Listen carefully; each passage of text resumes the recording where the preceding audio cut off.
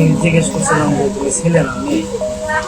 ফেসবুকে প্রেমের পর বিয়ে, টানা ১.৫ মাস সংসার জীবন। এরপরে জানা গেল সেই নববধূ আসলে কোনো মেয়ে নয়, সে নাকি একটা পুরুষ।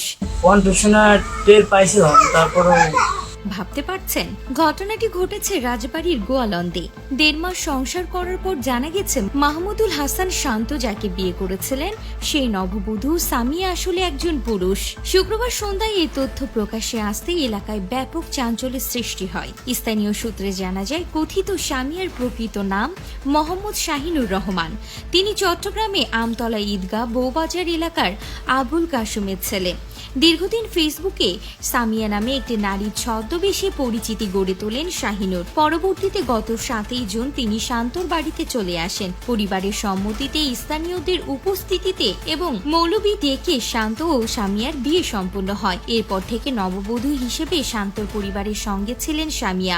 ১.৫ মাসেও কেউ বুঝতেই পারেননি যে তিনি আসলে একজন পুরুষ।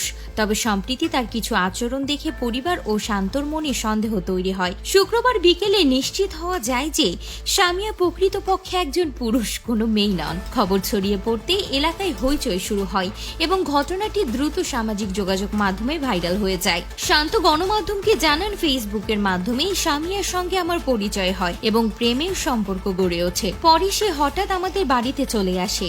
পরিবারের সিদ্ধান্তে বিয়ে দেয়া হয়। সামিয়ার জাতীয় পরিচয়পত্র না থাকায় কাবিননামা রেজিস্ট্রি করা হয়নি। বিয়ের পর থেকে তার আচরণ রহস্যজনক ছিল। কাছে যেতে চাইলে বলতো আমি অসুস্থ, ডাক্তার নিষেধ করেছে।